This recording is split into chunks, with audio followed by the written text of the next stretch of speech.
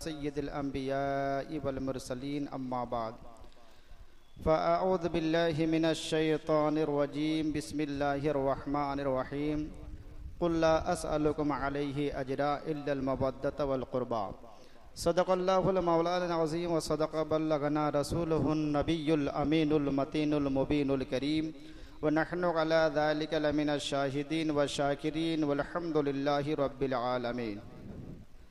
मुअज़्ज़ज़ सामीन, आइए आयत करीमा पर गुफ्तगू करने से कबल इंतहाई अक़ीदत व मोहब्बत के साथ हम और आप सारी कायनात के मरकज़ अक़ीदत अनीस बेकसा चारा साज़ दर्दमंदा, हम गरीबों के गम गुसार, हम फ़कीरों के सरवत, शहर यार इरम ताजदार हरम, नौबहार शफ़ात शब असरा के दुल्हा, नौशहे बज़्म जन्नत अख्तरे बुर्ज़ो रिफ़अत क़ासिम कंज़ो नेमत, मालिक जन्नत जनाब अहमद मुजतबा मोहम्मद मुस्तफ़ा अरवाख़ुना फ़िदा सल्लल्लाहु ताला अलैहि वसल्लम की बारगाहे बेकस पनाह में दुरूद पाक हदिया निछावर कर लें और पढ़िए हम सब मिलकर के बाआवाज़ बुलंद अल्लाहुम्मा सल्लि अला सय्यदना व मौलाना मुहम्मदिन मअदनिल जूद वल करम व आलिहिल किराम व बारिक वसल्लिम सल्लु अलैहि सलातु व सलामन अलैका या रसूल अल्लाह,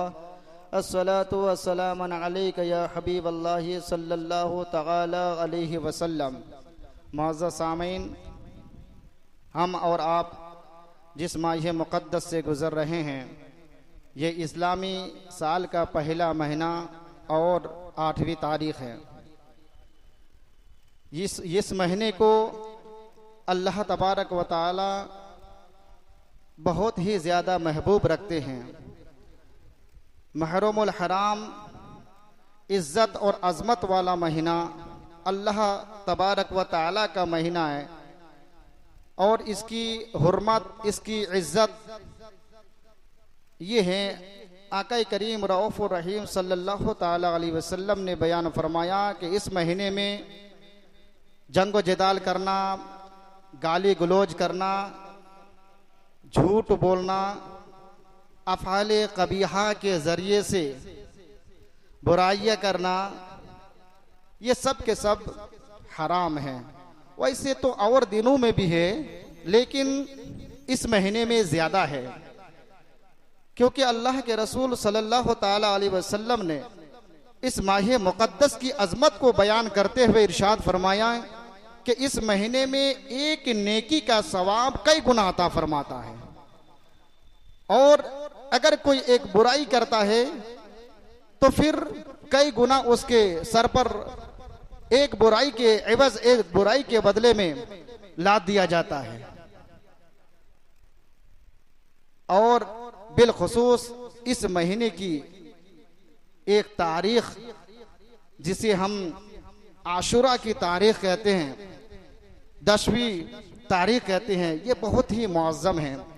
इंशाअल्लाह मैं अपने उन्वान के मुताबिक आने वाली वो जो रात है, उस रात के फ़ज़ाइल, उस रात के हमें क्या करना चाहिए, क्या नहीं करना चाहिए, इसके मुताल्लिक़ कुरान और अहादीस रसूल सल्लल्लाहु ताला अलैहि वसल्लम के हवाले से आप तक पहुँचाऊँगा। अल्लाह रब्बुल इज़्ज़त की बारगाह में ये इल्तिजा है उम्मत मुस्लिमा की तरफ से कि अल्लाह रब्बुल इज़्ज़त अपने हबीब सैयद आलम सल्लल्लाहु अलैहि वसल्लम के सदक़े तुफ़ैल फ़रामीन रिसालत पर हम सबको अमल की तौफ़ीक़ अता फ़रमाए और बुराइयों से महफूज रखे। कि ये 10वीं तारीख में बेशुमार वाक़यात नमूदार हुए हैं और ये जानना ज़रूरी है। और बिलखुसूस हम उस तारीख को सिर्फ और सिर्फ शहादत इमाम हुसैन रज़ियल्लाहु तबारक व तआला अन्हु के नाम से जानते हैं। हालांकि शहादत हुसैन से कबल आका करीम ने उस दिन की, उस रात की फजीलत बयान फरमाई। उस रात की, उस दिन की फजीलत हजरत आदम ता ईसा अलैहिस्सलाम ने बयान फरमाई और उसका एहतराम किया। तो सिर्फ हम यही तक महदूद ना कर दें कि उस दिन हजरत इमाम हुसैन रज़ी अल्लाह ताला अन्हु ने मर्तबा शहादत का जाम हासिल किया है, जाम पिया है। लिहाजा उस दिन हम वैसा ही ना करें जैसा कि अपने घर में किसी की मैयत होने पर हम करते हैं। सुनिए, आका करीम सल्लल्लाहु अलैहि वसल्लम ने उन बेशुमार वाक़यात को बयान करते हुए गुनियात तालिबीन के अंदर सुल्तानुल बगदाद हजरत सैयदना गौसुल आदम दस्तगीर रज़ी अल्लाह तबारक व तआला अन्हु ने बयान फरमाया कि ये वो 10वीं तारीख है। इसी 10वीं तारीख को अल्लाह तबारक व तआला ने हम सब के बाप हजरत आदम अलैहिस्सलाम के तौबा को कबूल फरमाए। इसी की 10वीं तारीख को अल्लाह रब्बुल इज्जत ने हजरत यूनुस अलैहिस्सलाम के कौम की तौबा कबूल फरमाई। ये वो अजीम तारीख है। इसी तारीख की 10वीं को अल्लाह तबारक व तआला ने हजरत इब्राहीम खलीलुल्लाह अलैहिस्सलातु व तस्लीम को नारे नमरूद से उन्हें नजात हासिल की, नजात मिली। यही वो तारीख है कि इसी तारीख की 10वीं तारीख को अल्लाह तबारक व तआला के नबी हजरत इब्राहीम अलैहिस्सलाम पैदा हुए। इसी की 10वीं तारीख को हजरत ईसा रूहुल्लाह अलैहिस्सलाम पैदा हुए। इसी तारीख की 10वीं तारीख को अल्लाह रब्बुल इज्जत के नबी हजरत मूसा अलैहिस्सलातु व तस्लीम भी पैदा हुए। ये वो अजीम है कि इसी महीने की 10वीं तारीख को हजरत सुलेमान अलैहिस्सलाम को बादशाहत मिली। इसी महीने की 10वीं तारीख को हजरत याकूब अलैहिस्सलाम की बेनाई वापस आई।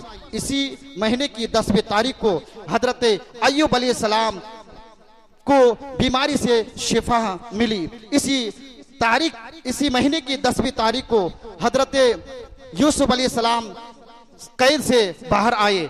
इसी महीने की 10वीं तारीख को हजरत नूह अलैहिस्सलातु व तस्लीम कश्ती से बाहर निकले और आपने खुद रोजा रखा, अपने गुलामों को, अपने कौमों को रोजा रखने का हुक्म भी दिया। इसी महीने की 10वीं तारीख को पहली रहमत की बारिश भी नाजिल हुई। इसी महीने की 10वीं तारीख को अल्लाह रब्बुल इज्जत ने आसमान को पैदा किया, समंदरों को पैदा किया, अर्श को पैदा किया और अर्श पर अल्लाह ने इस्तिवा फरमाया है। अल्लाह रब्बुल इज्जत ने पहली बारिश रहमत की इसी महीने की 10वीं तारीख को फरमाई। इसी महीने की 10वीं तारीख को अल्लाह ने कलम को पैदा किया, समंदरों को पैदा किया। असहाबे कहफ भी इसी महीने की 10वीं तारीख को अपनी करवटें बदलते हैं। तो इस महीने की बेशुमार वाक़यात नमूदार हुए हैं कि इस महीने में हमें क्या करना चाहिए। जो आशूरा की जो रात है वो बहुत ही मुअज़्ज़म और बुजुर्ग रात है। एक नेकी के करने का सवाब बहुत ही बड़ा अजर अजीम का वो मौजिब होगा कि उसमें हमें क्या करना चाहिए। अल्लाह के रसूल सैयद आलम सल्लल्लाहु ताला अलैहि वसल्लम ने बयान फरमाया कि पहला काम तो यह है कि यतीम के सर पर हाथ फेरना बहुत बड़ा सवाब है। वैसे तो और दिनों में भी बहुत बड़ा अजर अजीम है, लेकिन इसमें ज्यादा है। आका करीम रऊफ रहीम सल्लल्लाहु अलैहि वसल्लम ने बयान फरमाया कि यतीम के सर पर हाथ फेरना बहुत बड़ा सवाब है। हजरत अब्दुल्ला इब्ने अब्बास रज़ी अल्लाह तबारक व तआला अन्हु से रिवायत है, आका करीम रऊफ रहीम सल्लल्लाहु अलैहि वसल्लम ने बयान फरमाया कि यतीम के सर पर जो शख्स आशूरे की 10वीं तारीख को यतीम के सर पर हाथ फेरे। हाथ फेरने का मतलब क्या है? हाथ फेरने का मतलब ये नहीं कि सर पे हाथ रखा, नहीं, बल्कि जो उनकी जरूरत है उनकी जरूरत को पूरा करना, चाहे रुपए पैसे हो, चाहे खाने से हो या कपड़े से हो या किसी और चीज से हो, उसकी इमदाद करना, ये हाथ फेरना है। आका करीम सल्लल्लाहु अलैहि वसल्लम ने बयान फरमाया तो अल्लाह तबारक व तआला उस यतीम बच्चे या बच्चे के सर के हर बाल के बदले में अल्लाह रब्बुल इज्जत जन्नत में एक दर्जा बुलंद अता फरमाएगा। तो ये सिर्फ और सिर्फ आशूरा के साथ खास नहीं है, वैसे यतीम की मदद करना, यतीम की हिमायत करना, ये और दिनों में भी अजर अजीम है। जैसा कि एक और हदीस में जो मिशकात के हवाले से नकल किया है, हजरत सैयदना उमामा रदी अल्लाह तबारक व तआला अन्हु बयान करते हैं, अल्लाह के रसूल सल्लल्लाहु अलैहि वसल्लम ने फरमाया कि जो शख्स महरमुल हराम की 10वीं तारीख को किसी यतीम बच्चे के सर पर हाथ फेरे, किसके लिए? लोगों के दिखावे के लिए नहीं, बल्कि रज़ाए इलाही के लिए। उसमें रज़ा इलाही की तखसीस है कि रज़ाए इलाही के लिए अगर कोई किसी यतीम बच्चे या बच्चे के सर पर हाथ फेरता है तो अल्लाह तबारक व ताला उस यतीम बच्चे या बच्चे के सर के हर बाल के बदले में एक एक नेकी अता फरमाएगा। कोई गिन सकता है? और अल्लाह अगर नेकियां दे दे, एक ही नेकी अगर अता कर दे तो हमारे लिए वो बहुत बड़ी है, बहुत बड़ी नेकी है। तो हम उस दिन इस तरीके से हम एहतमाम करेंगे, उस अजीम दिन का या अजीम रात का हम एहतमाम इस तरीके से करेंगे, इस तरीके से हम गुजारेंगे। अलबत्ता दूसरी हदीस में आका करीम सल्लल्लाहु अलैहि वसल्लम ने बयान फरमाया कि गुस्ल करना उस दिन ये मर्जो बीमारी से शिफा का बचाव का सबब बनता है।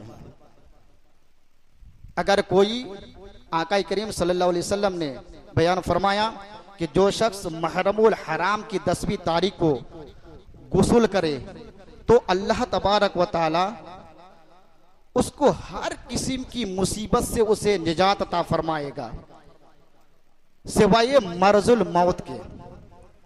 आका ने फरमा दिया तो हमने मान लिया, और ये हक है, ये हक है कि मौत के सिवा कोई बीमारी उसे लायक नहीं हो सकती।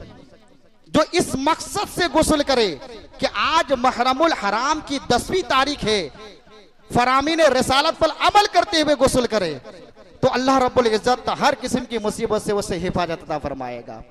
और आका करीम सल्लल्लाहु अलैहि वसल्लम की हदीस है कि महरमुल हराम की 10वीं तारीख को अपने गुनाहों से और मासी से तौबा करनी चाहिए। हम रोजमर्रा की जिंदगी में न जाने कितने गुनाह करते हैं, एक नेकी हम कर लें उसका हिसाब करते हैं, लेकिन हमसे जाने अनजाने में न जाने कितना गुनाह हो जाते हैं, उधर हमारी तवज्जो नहीं है। आका करीम ने एक फार्मूला, एक नुस्खा बताया कि जब महरम और हराम की 10वीं तारीख आ जाए तो अपने गुनाहों से तौबा करो, सिद्क दिल से तौबा करो। क्यों? अल्लाह रब्बुल इज्जत कुरान करीम के अंदर इरशाद फरमाता है, हजरत मूसा अलैहि सलाम पर वही भेजी और फरमाया कि ए कलीम ये महरम अल हराम की 10वीं तारीख है, अपने कौमों को ये हुक्म दो कि वो अपने गुनाहों से तौबा करे, क्योंकि मैं बड़े से बड़ा तौबा को कबूल करने वाला हूं। लेकिन अगर कोई 10वीं तारीख को, महरम अल हराम की 10वीं तारीख को अगर तौबा करेगा तो मैं जरूर कबूल करूंगा, तो तुम हुक्म दो। तो हजरत मूसा अलैहि सलाम ने अपने कौमों को हुक्म दिया कि 10वीं तारीख को तौबा की जाए। अल्लाह रब्बुल इज्जत तौबा को कबूल फरमाएगा। उस 10वीं तारीख को और हम क्या करें? सुरमा लगाएंगे अपने आंखों में। देखिए, हो सकता है कि इस मस्जिद के अंदर बहुत सारे लोग आते हैं, किसी के दिलो दिमाग में एक बात होती है कि इस महीने में बिलखुसूस हमारे जहनों में इमाम हुसैन रज़ी अल्लाह तबारक व तआला अन्हु का तसव्वुर मौजूद होता है, उनके अलावा कोई दूसरी चीज नहीं। लेकिन हमारी जो शरीयत है वो इमाम हुसैन की नहीं, उनके नाना जान की है, उनके नाना जान की शरीयत है। हम ना इनके इनकार करते हैं, लेकिन असल शरीयत ये मुस्तफा जाने रहमत की तालीमात पर अमल करने का नाम है। तो आका करीम सल्लल्लाहु अलैहि वसल्लम ने इसकी फजीलत बयान फरमाई, तो हमें इस पर अमल करना है। किसी औरों के बकवास करने पर अपने दिमाग को, अपने जहन को उधर मुतसव्वर नहीं करना है। और अल्लाह ने अपने आप को इतनी बड़ी अकल दिया है, आप सोचें, पढ़े, दीन को समझे, इस्लाम को समझे कि हमारा धर्म क्या है, हमारे मजहब की तालीमात क्या है, उसको हम पढ़ें, सुनने की तरफ ना जाएं कि कौन क्या कह रहा है नहीं कह रहा है, बल्कि जिस अकीदे पर आप है, अहले सुन्नत वल जमात, मसलक के अहले सुन्नत, मसलक के आला हजरत, उनकी तालीमात क्या है, उसे आप पढ़ें, उसे आप सुने और उस पर अपना अकीदे को, अपने अकीदे को महफूज रखें।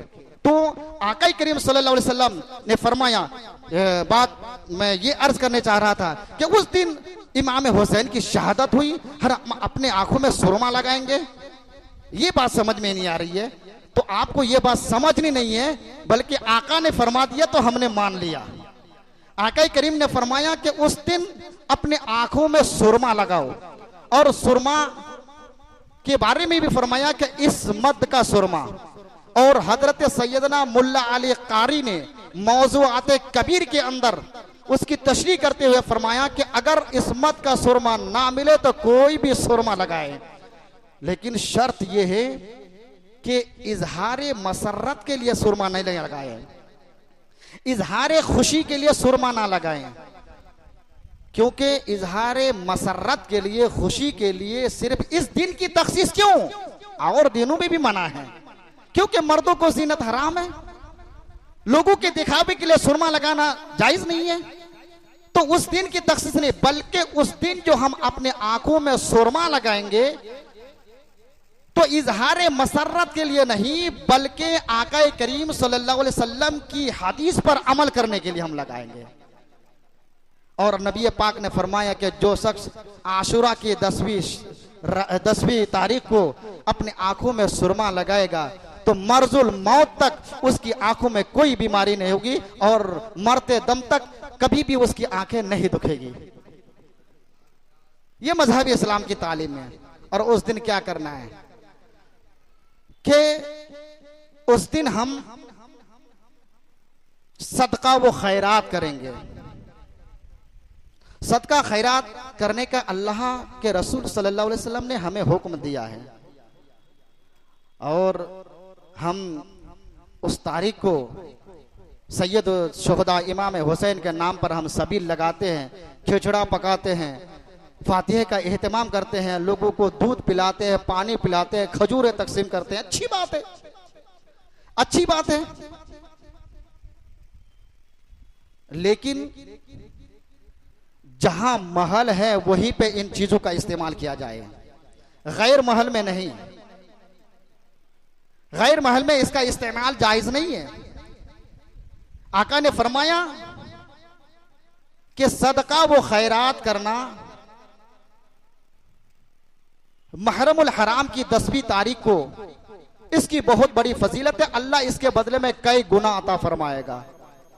हम खिचड़े का एहतमाम करते हैं, खजूरे का एहतमाम करते हैं, और सबील लगाते हैं, दूध और पानी हम लोगों को देते हैं, पीते हैं, पिलाते हैं, लेकिन किन लोगों को, उन लोगों को। इसलिए रमजान शरीफ में एक मसला बयान किया जाता है कि ज़कात की रकम आप ढूंढ ढूंढ करके देते हैं। कहीं ऐसा तो नहीं है कि ये मुस्तहिक ज़कात नहीं है? क्योंकि अगर गैर जगह पे वो ज़कात की रकम चली गई, आप सोचते हैं तो अदा ना होगा, हमारी गिरफ्त होगी, यानी इधर हमारी तवज्जो है। तो जिस तरीके से इस मसले पर आपकी तवज्जो है कि ज़कात की रकम वहीं पे दी जाए जो उसके मुस्तहिकीन है, अगर नहीं मिल रहे तो ढूंढ ढूंढ करके तलाश करके वहां तक पहुंचाई जाए, क्योंकि गैर जगह पे देने पर ज़कात अदा नहीं होगी। तो आका ने इस 10वीं तारीख की फजीलत बयान फरमाई कि सदका व खैरात की जाए। उम्मत मुस्लिमा इमाम हुसैन के नाम पर खजूरें तकसीम करते हैं, सबील लगाते हैं, खिचड़े पकाकर लोगों में तकसीम करते हैं। तो इनका भी एहतमाम करना कि किन लोगों को दी जाए, इसके मुस्तहिक कौन है। ऐसा तो नहीं कि या हुसैन का नारा, मैं उसके मुनकिर नहीं हूं कि या हुसैन का नारा क्यों लगाते हैं, फिर आप उधर ना जाएं। या हुसैन का नारा लगाते हैं और नाचते हुए निकलते हैं, आप उनकी हिमायत करेंगे क्या? इस्लाम में इसकी इजाजत है? आप खुद सोचे। मैं सिर्फ आका करीम सल्लल्लाहु अलैहि वसल्लम ने जो 1450 साल पहले बयान किया है उसी को नकल करके आप तक रख रहा हूं। फैसला आपको करनी है, डिसाइड आपको करनी है। और जो आपके दिलो दिमाग में जो बात है उसको मिलाएं और आका करीम सल्लल्लाहु अलैहि वसल्लम के फरमान को एक साथ रखें कि हक कौन है, नाहक कौन है, हक कौन है, बातिल कौन है, ये डिसाइड फैसला आपको करनी है। वो चूंकि गुनाह है, उसी तरीके से नाचते नाचते जा रहे हैं, अब पानी पिला रहे हैं। क्यों पानी पिला रहे हैं? वो थक गया होगा नाचते नाचते, नई सड़क से नाचते नाचते आ रहा लल्लापुरा, थक गया होगा, पानी पिला रहे हैं। वो पानी पी रहा है तो और जोश पैदा हो रहा है, और जोश पैदा हो रहा है कि और ज्यादा ज्यादा नाचे। आप बताएं कि एक गिलास पानी पिलाने के बाद में आपके नामे अमाल में सवाब का इजाफा होगा कि गुनाह लिखा जाएगा, गुनाह लिखा जाएगा। तो इसका भी ध्यान देना जरूरी है। मैं खिचड़ा सबील इसके मुनकर नहीं हूं, बल्कि हम इसका जो इस्तेमाल करते हैं कहां पे करते हैं, मैं इसके मुनकर हूं। हाँ, अपने घरों में उसका एहतमाम करें और अपने घरों में बांटे, अपने रिश्तेदारों में बांटे, जो आपके इर्द गिर्द लोग हैं, अपने खेश व अकारिब है, उनमें तकसीम करें। अच्छी बात है, अल्लाह तबारक व तआला इसकी खैरात सारा साल तक आपको देगा। दूसरी बात ये, आका करीम सल्लल्लाहु अलैहि वसल्लम ने फरमाया उस तारीख को अपने घरों में वसी पैमाने में खाने का इंतजाम करें। बहुत सारे लोग जब ये हदीसें बयान की जाती हैं तो उंगलियां उठाते हैं कि मौलाना ने कैसे बयान कर दिया, मौलाना ने कैसे बयान कर दिया, वो करना चाहिए, मतलब वो करना चाहिए। बहरहाल देखो, आका ने फरमाया कि वसी पैमाने में खाने का इंतजाम करें। हमारे धर्म में, हमारे मजहब की तालीम यह है कि किसी का अगर विसाल हो जाए तो गम सिर्फ 3 दिन है, उससे जायद की इजाजत नहीं है। चाहे वो नबी हो, चाहे रसूल हो, चाहे सहाबी हो, चाहे ताबई हो, तबे ताबी हो, औलिया हो, अपने बाप दादा कोई भी हो, 3 चीजें से जायद की इजाजत नहीं है। ये मजहब इस्लाम की तालीम है। ये कहां से आपने लाया कि 10 साल हो गए अब तक उसकी जो है कि नहीं गम मनाया जा रहा है? इसकी इजाजत नहीं है। आप अगर मुझसे बहस करना चाहते हैं तो मैं एक अहले सुन्नत वल जमात का एक आदना सा तालिब इल्म हूं, मैं उसका जवाब दे सकता हूं। और जो हमारे रहबर है, हमारे उस्ताद है, उनसे उनके करीब तो आप जा भी नहीं सकते, उनके करीब आप जा भी नहीं सकते। बहरहाल वसी पैमाने में खाने का एहतमाम करें, अच्छे अच्छे खाने का अपने बाल बच्चों के साथ एक दस्तरखाना पर बैठ करके खाए। और सबसे अच्छा तरीका तो है कि पहले इमाम शुहदा इमाम हुसैन रज़ियल्लाहु तबारक व तआला अन्हु की बारगाह में उन खाने को नजर पेश किया जाए, उसके बाद सब मिलकर के खाए। मेरा रब बहुत खुश होगा। अल्लाह के रसूल सल्लल्लाहु अलैहि वसल्लम बयान फरमाते हैं, जो महरमुल हराम की 10वीं तारीख को वसी पैमाने में खाने का इंतजाम करके सैयदुल शुहदा इमाम हुसैन की बारगाह में या दिगर अंबिया किराम या औलिया किराम या किसी और के अरवाह को पेश करके अल्लाहु अकबर उस सवाब को ईसाल करेगा, सारा साल अल्लाह तबारक व तआला उसके दस्तरखान को वसी फरमा देगा। यह फरमान मुस्तफा है। अब आ रहा है वो, तो इन चीजों का बीमार पुरसी करना, बीमार पुरसी, उस तारीख को आप ढूंढें अपने रिश्तेदारों में कि कौन बीमार है। अल्लाह के रसूल सल्लल्लाहु अलैहि वसल्लम बयान फरमाते हैं कि जिस शख्स ने आशुरा की 10वीं तारीख को किसी बीमार की बीमार पुरसी करता है तो गोया कि अल्लाह तबारक व तआला तमाम बनी औलाद आदम की वो बीमार पुरसी करता है। अगर कहीं जनाजा किसी के या मैयत हो गई है तो आप वहां शरीक हो। यह मजहब इस्लाम की तालीम है।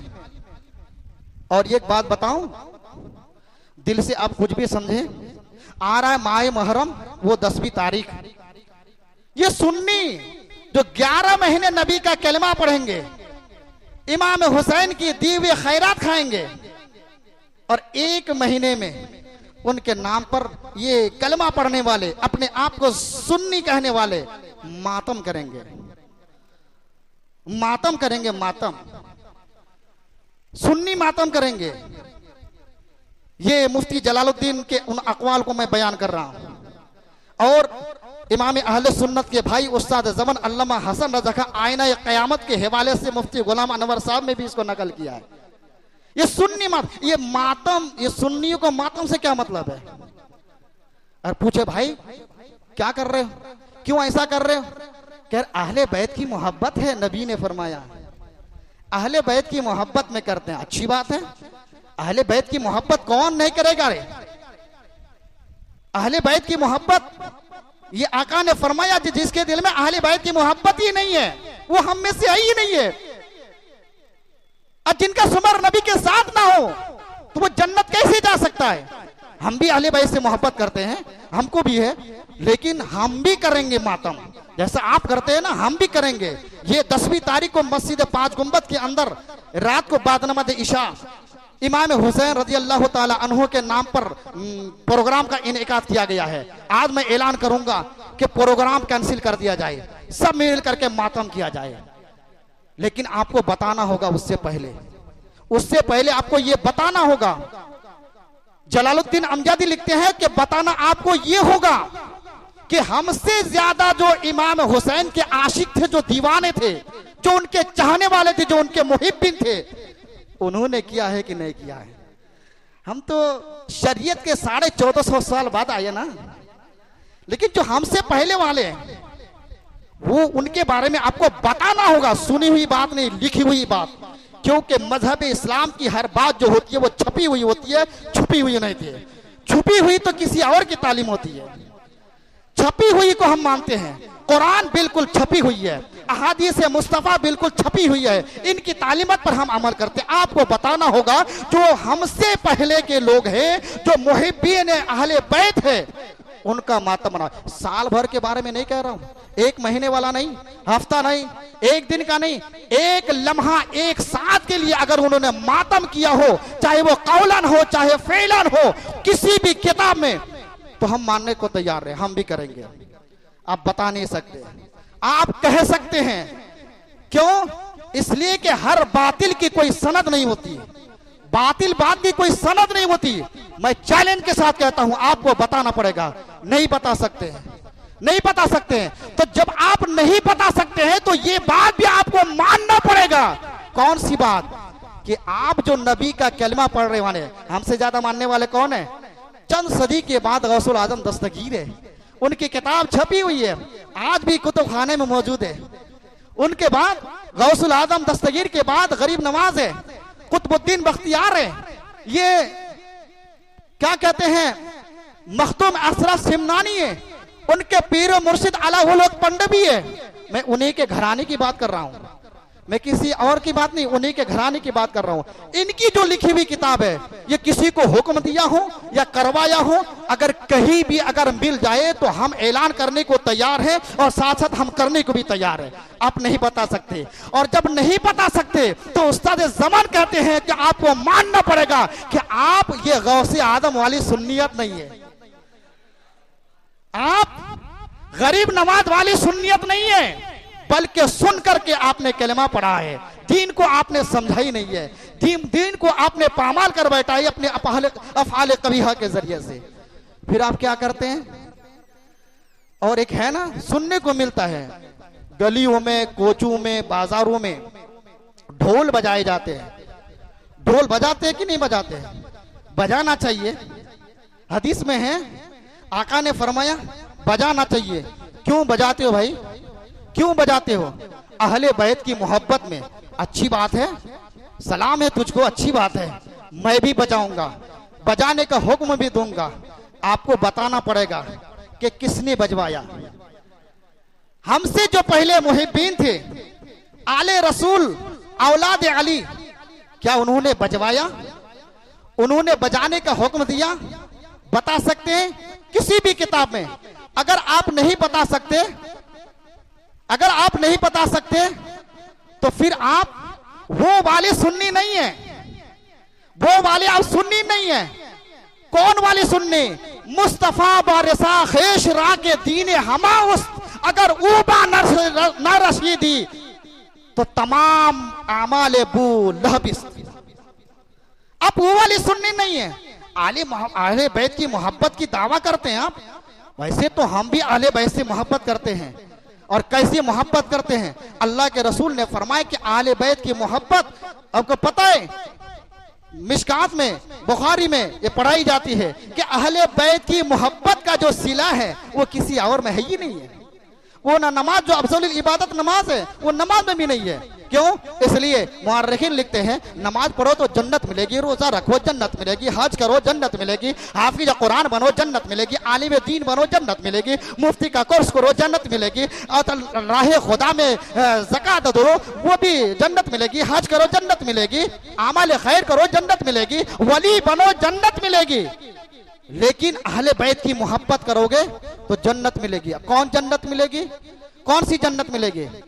अहले बैत की मोहब्बत पर उसका जो सिला है किसी और में नहीं है। इन सारे आमाल का सिला जन्नत है। और नबी फरमाते अहले बैत के एक लम्हे की मोहब्बत, आका करीम सल्लल्लाहु अलैहि वसल्लम बयान फरमाते हैं कि जिसने मुझसे मोहब्बत की और इमाम हसन इमाम हुसैन से मोहब्बत की, उनकी अम्मी फातिमा ज़हरा से मोहब्बत की, उनके अब्बा अली से मोहब्बत की, तो मैं मोहम्मद चैलेंज के साथ कहता हूं कि जन्नत के जिस दर्जे पर मैं रहूंगा वो भी मोहब्बत करने वाले मेरे साथ होंगे। मैं क्यों पीछे रहूंगा यार? मुझे भी अहले बैत से मोहब्बत है और सच्ची मोहब्बत करता हूं अहले बैत से,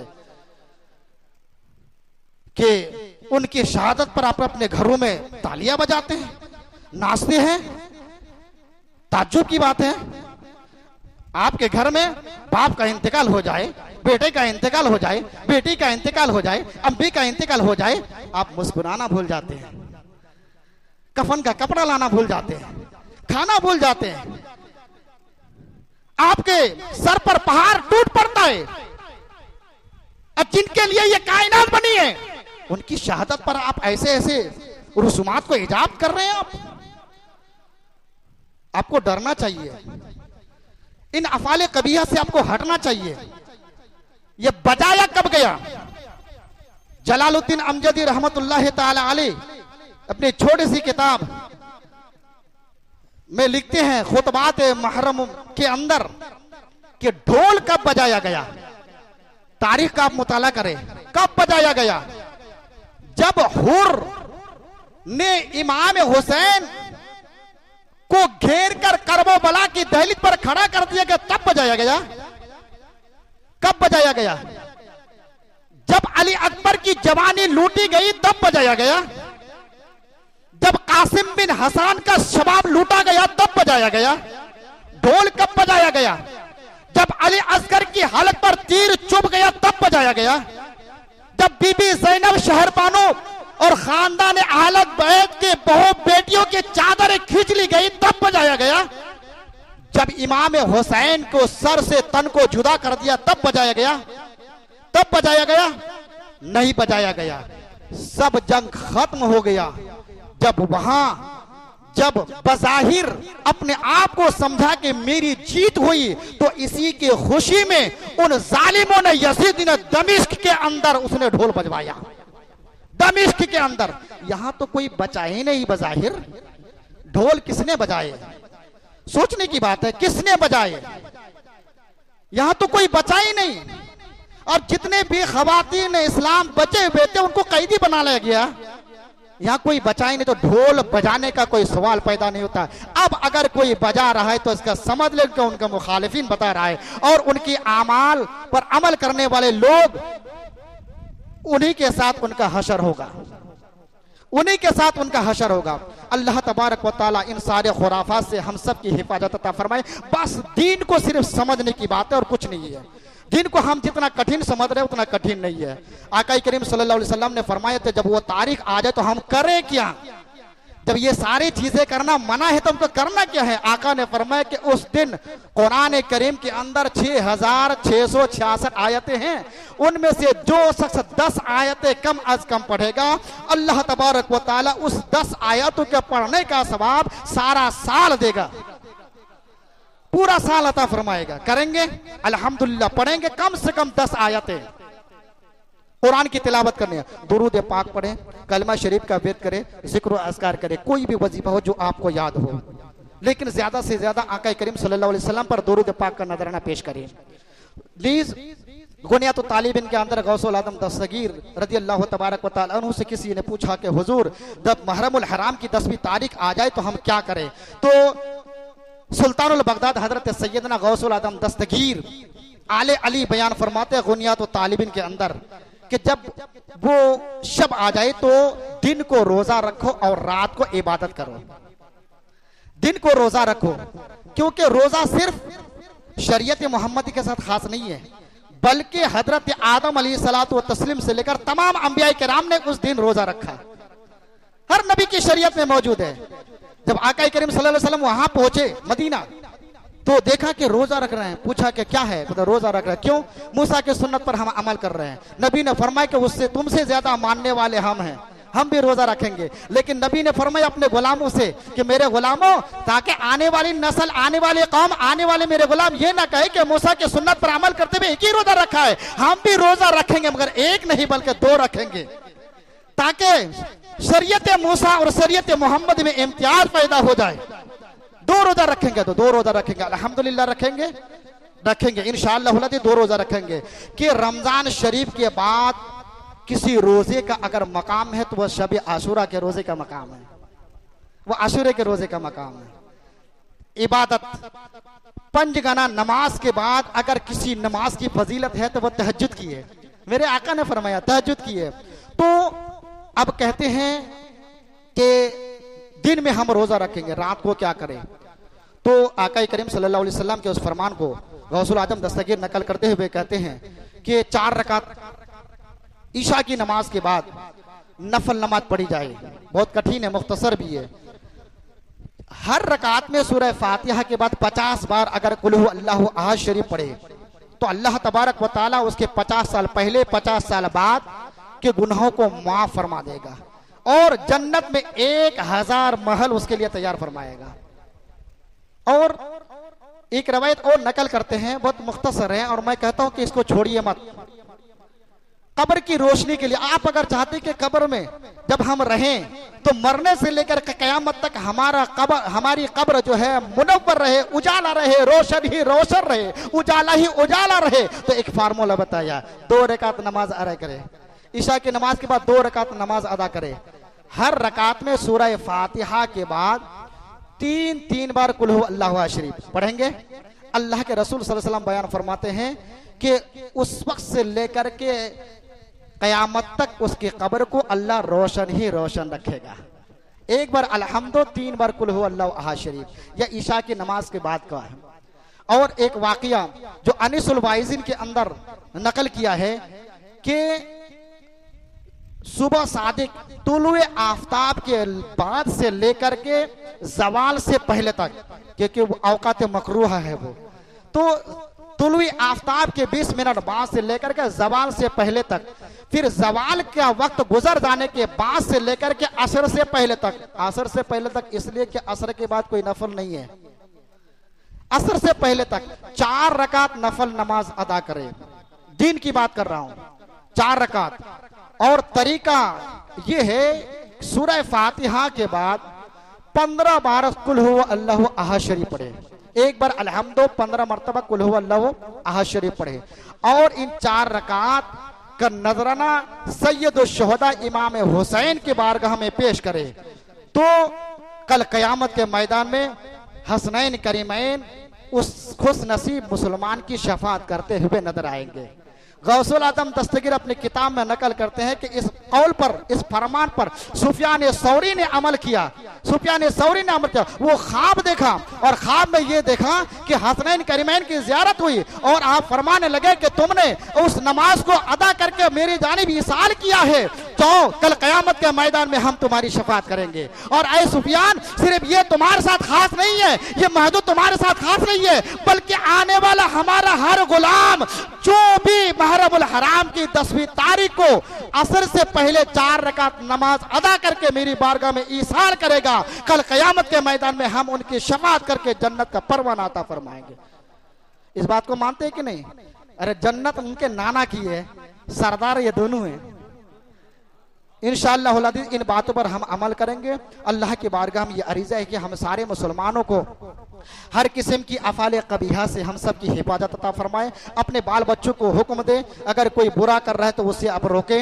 अल्लाह रब्बुल इज़्ज़त रोकने की वजह से अल्लाह बहुत आपको सवाब अता फरमाएगा और जो आप अल्लाह से मांगेंगे वो अता फरमाएगा।